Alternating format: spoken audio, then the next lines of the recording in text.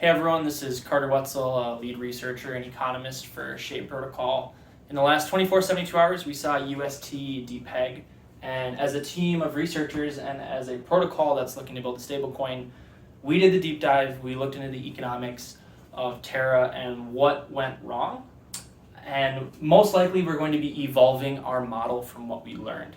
And so today we're going to start with why Terra broke, after we kind of walk through the fundamental economics that are potentially flawed in the system, or at least risky. We will then talk about kind of our solution to the problem. So let's start with this. Why Terra broke? Fundamentally, Terra is based off the idea that anyone can convert $1 worth of UST for $1 worth of Luna and vice versa. The important language that is not talked about very often, though, is that every single UST in circulation is a promise that one UST is worth $1. That is actually a liability. And for any of you in finance or in economics, you want to have a $1 worth of assets always matching the $1 worth of liability that's outstanding, or else you have unaccounted for leverage. And that's ultimately why Terra had very significant systematic problems, was unaccounted for leverage. So let's talk about how this works. The scenario. Let's say Luna is trading at $30. Someone comes in and they buy $30 worth of Luna. On the assets and liability side of the sheet, currently liabilities are at zero because this person hasn't minted any UST, but they have $30 worth of assets in the form of Luna. Now let's say Luna trades and it moves all the way up to $100. What the user has the ability to do is burn $100 worth of Luna and mint out 100 UST. Now at this precise moment in time, assets are matching liability, 100 UST in circulation. Technically, you had $100 worth of Luna that got burned. Now, obviously the mechanics break down here, but we'll say that at this moment in time, we broke even on the balance sheet for the sake of the mental exercise. Now, what happens when Luna goes back to $30? Suddenly that Luna that was there is only worth $30, and there's still $100 worth of liabilities outstanding. There's 100 UST in circulation, and the value of the asset that was backing that liability is now worth less. And what you have here is an assets minus liability. You have a $70 gap that exists in terms of this liability needing to be redeemed for underlying value. And now there's two ways that you can deal with this gap, and this is what Terra is fundamentally grappling with right now. You can either buy UST to shift the demand curve to get back to your target peg, or you can inflate the Luna supply. People are turning in UST that's under peg, let's say it's worth 95 cents, and in return you're able to mint out $1 worth of Luna, right? And so the long-standing theory of Luna is this expanding of Luna supply should be able to absorb market volatility.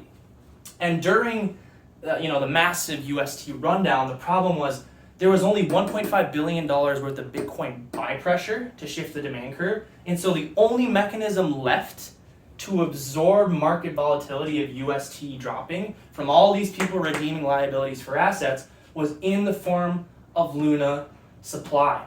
To make matters worse, this buyback pressure, the 1.5 billion worth, hedge funds were shorting Bitcoin. They were expecting that asset to be used to buy back UST. So that was also part of the profit-making solution. So here is the claim today that we're going to talk about. The claim is that the supply method of resolving price disparity is not reflexive enough. This system of expanding Luna supply, while UST might stabilize over the long haul, ultimately is not quick enough to react to a massive and rapid shift in the demand curve. There's not enough assets that can rapidly match the liability redemption schema. And what's even more scary is that markets are incredibly smart. So conceivably, with the supply system where Luna inflates, essentially the market was front-running the supply expansion absorption method. So if Luna, let's say when UST was dropping, let's say Luna was still sitting at $100, the ability to expand the supply would be at that respective market cap. But because everyone knows that the supply of Luna is going to expand and that the price of the asset is going to drop, people were essentially selling Luna. They were selling the asset before it was actually able to absorb that price. And so this is probably one of the other really subtle takeaways of this whole event. The supply absorption method is way less effective when the market knows that that's going to be inflated, right? They can just sell it, dump it before it's actually able to absorb the volatility. So that explains the asset and liability imbalance. Now we're going to talk about problem number 2. Problem number 2 was Anchor, right? 14 billion UST was locked up in Anchor. Why do people mint UST? Largely for rewards. People are able to earn 20% APR by locking up UST, minting UST. And the thing is, these rewards were in the form of more UST, which is more liabilities, which exacerbates this whole effect that we were talking about over here. And the reason people wanted those rewards was for 2 reasons. There was a real return from borrowing demand, and it was also subsidized. It's also subsidized, and this is massively risky. People are ultimately minting UST to earn yield in the form of a subsidized liability, and this is explosive. You tie in liquidations to this entire platform, you tie in macro conditions, you tie in a hedge fund shorting, and you are ultimately depegged. So, 2 takeaways from this. We need more assets backing liabilities in any form of a stablecoin system. You can't fully do it the Terra way.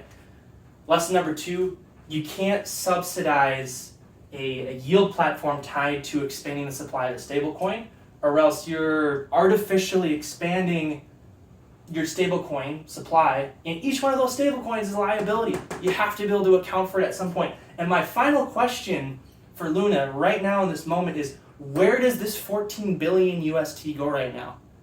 Where is this going to go? Anchor is already down to 6 billion UST. 8 billion UST got withdrawn. How do you account for all these people trying to redeem back to $1 worth when fundamentally the balance sheet that protects and backs this system has just skyrocketed down, right? Okay, so moving forward, that's an explanation of the event at a high level, from an economic standpoint. I'm now going to talk about how our model is aiming to evolve from this system. Give me a moment, you guys. Thanks for your patience. So, new model. Everyone's familiar with this graph. Conceptually, with the stablecoin, when you're above peg, you need to be able to expand supply in some capacity to bring it back to peg, and when you're under peg, you need a way to decrease supply to bring it back here. So, the key change in our model is that not anyone can mint silk anymore.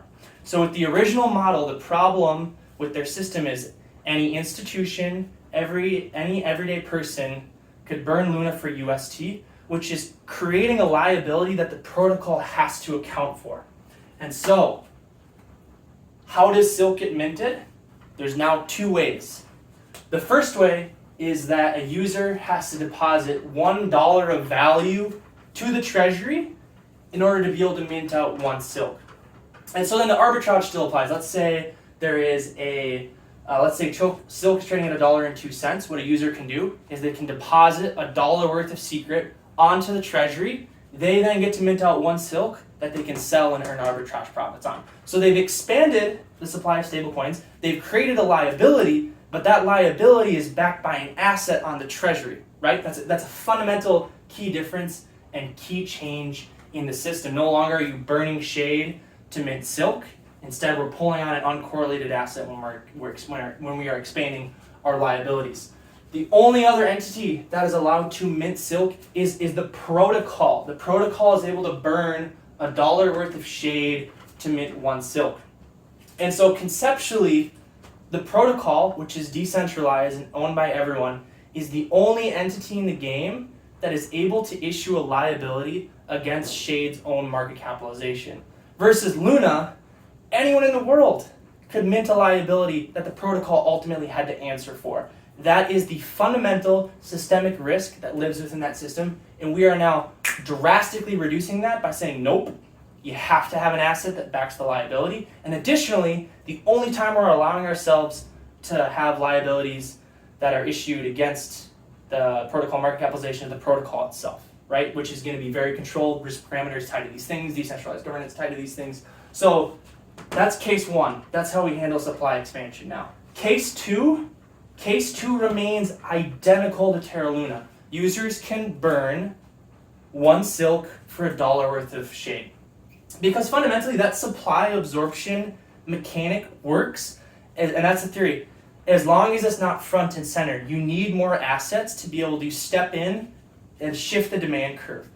And because our liabilities that are created in the form of silk are always accounted for with assets, that means in a DPEG event where we go under peg, we have assets on the balance sheet capable of stepping in and pushing it back to peg. But also, we have the supply absorption mechanic as well. So, two options: when we're under peg, burn 1 silk, mint $1 worth of shade, or the protocol sells assets from its treasury that were accrued during the liability expansion phase. And so fundamentally, we're either increasing demand to bring it back to the target peg, or we're shifting the supply burden to bring it back to the target peg. Terra was largely dependent upon only the supply component of this equation. We are shifting our model to be much, much heavier towards the increasing demand option in terms of bringing silk back to target peg, and it's based off of the assets that were deposited into the system. So, to restore peg, we match sell pressure with accrued reserves from liability issuance, and we also have the dilution and absorption of shade market capitalization, which is very similar to Terra. Our question still at large: in this new system of people depositing assets to match liability issuance in the form of silk, what is considered a quality asset, right? Is it Atom? Is it Bitcoin? Is it some other? Is it USDC? These are important questions.